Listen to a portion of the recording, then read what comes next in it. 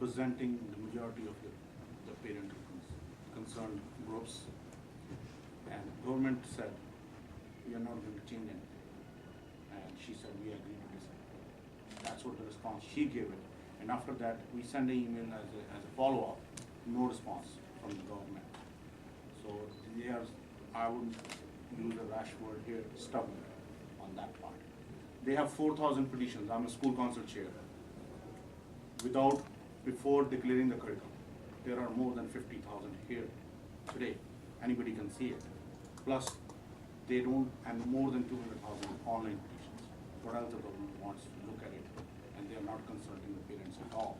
They're forcing their personal decisions on majority parents. That's it.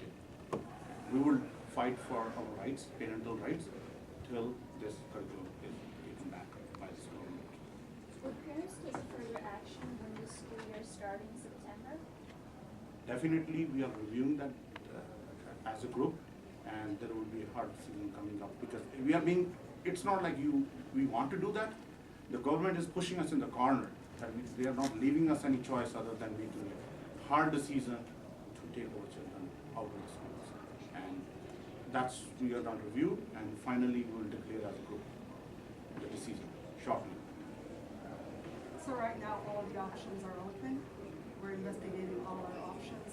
As September approaches, the parents of Ontario will realize that they were not given a chance. Those who are not engaging now, they'll start to worry some more.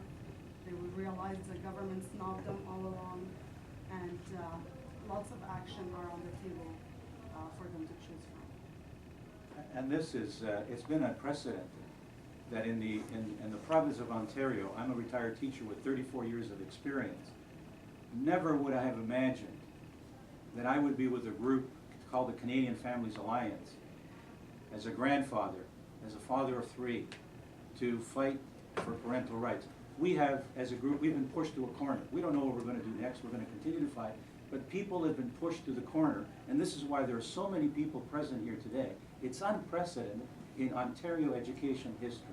And the government, if they are considerate, if they are reasonable people, would come and meet us and listen to what we're saying. We're not saying anything extraordinary, but we're simply saying we want to defend our rights as parents, our rights as cultural, the cultural values that we represent and our beliefs.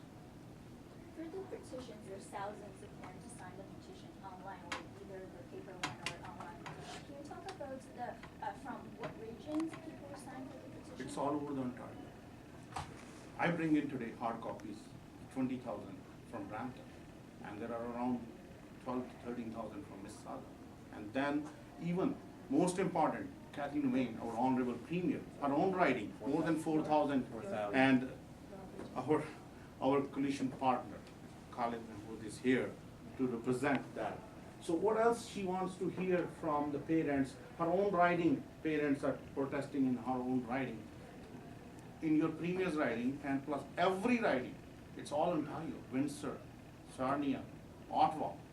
So it's whole Ontario is protesting, except these few individual caucus members of this government, who are, even their own members are with us, but they kind of, it's a kind of a democratic dictatorship on their own team.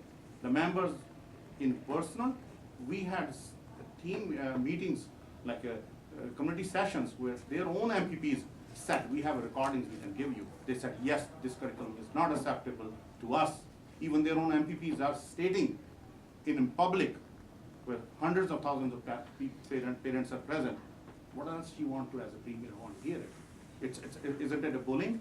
Isn't it a dictatorship on their own MPPs? They can't voice their concerns or their constituents.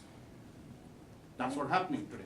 And it's unfair that the very elected officials we voted for and we send them to the assembly are actually asking us to provide the proof that these many parents are concerned, while we have a wide variety of parents protesting, making noises, signing the petition. So it's unfair. These are the very elected officials, and we gave them our trust in the form of our votes. They should be very sensitive to our needs and address the concerns we have. And we have thousands of parents concerned about this curriculum.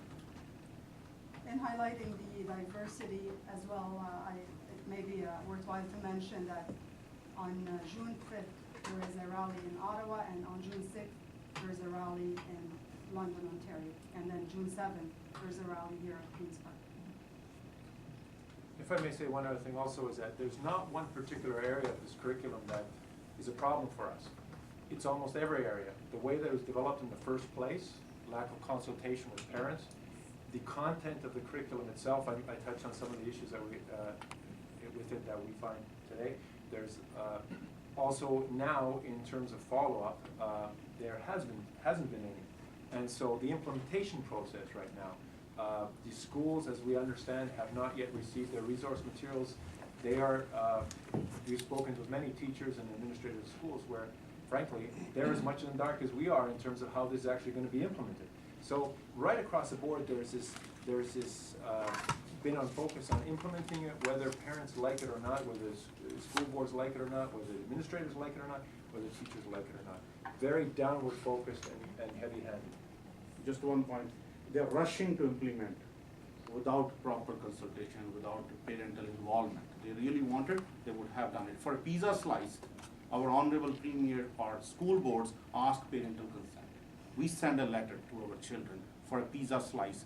Where is, on a sex agenda implemented by this premier, where is the consent of parents? I'm a school council chair. I've been in a school council chair for the last 8 years in a row. I've been in a school council for the last 11 years. I never seen that these kind of implementation without consultation of parents. And board agreed. We went to the Peel board chair. She said, Premier and Ministry of Education is not keeping you in dark, keeping us in dark.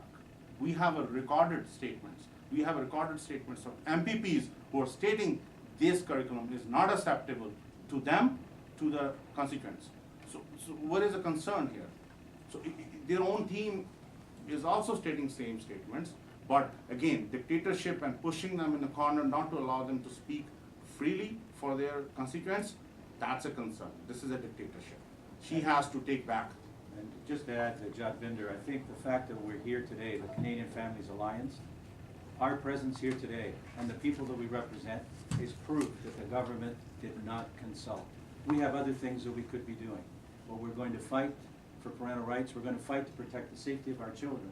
And that's why the formation of the people that are here from the different cultural backgrounds, the different faiths, should ring a bell, and the government should begin to think, well, something should be done. We are evidence. We're here as a group. So you said that you haven't ruled anything out.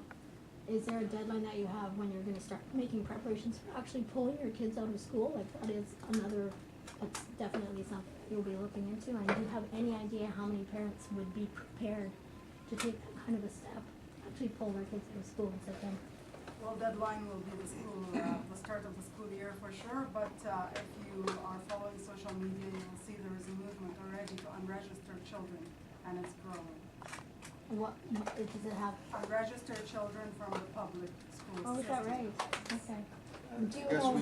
we also made it clear during that strike, the school strike in the Yes. beginning of May. Yes. I mean, some reports were up to 70,000 students put out of schools. Right. So that was just a taste of what could happen. It's an exercise, and you know, we've tried it, and if that's a solution to let the government know that we will not accept this curriculum, we will not accept such teachings in schools, then we can repeat it at a much larger scale.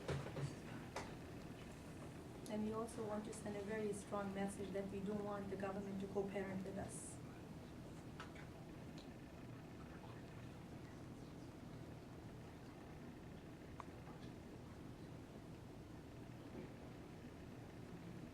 The last one, we are respecting every human being the way they are, but same time we are looking for, or we are seeking a respect same way as a parents, from this government and from the other communities.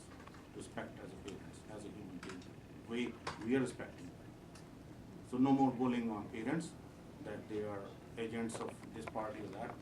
It should be stating, and on March 26th, Premier came in Worthy Convention Center, a majority of the media have seen, she said, "You are the concerned parents." When she went inside, she stated that these are the agents of the political party. Which statement was right? Can she tell public? Can she tell to anyone? Within less than 10 minutes difference, two different statements came out from Honorable Premier. Which statement was right? In public or in the media that these are the agents? Both of them have media has it. So they have to answer these questions to the public. Being a public servant, they are answerable to us. Great. So any other questions? There are no questions? Thank you very much, everybody. Thank you. Thank you Thank very you. much. Thank you.